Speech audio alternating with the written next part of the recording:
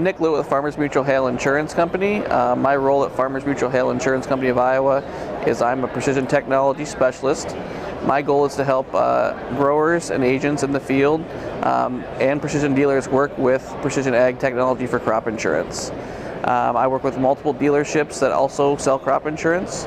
For those providers, it makes it quite a bit easier. They're able to install the equipment and also may potentially have a crop insurance account to be able to full circle.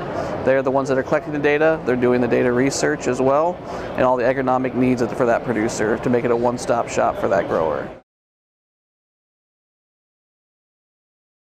It definitely gives them another advantage to sell something else besides just iron.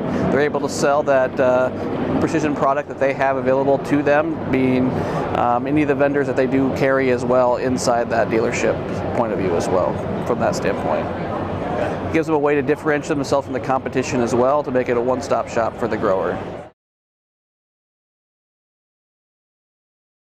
Could be another revenue stream for them, essentially, from that point as well, to be able to use that information, be able to sell crop insurance, make it a one-stop shop for the grower. Not only are they making on the equipment side of it, they're also making on the premiums of the crop insurance side, and then also helping the grower better utilize their data.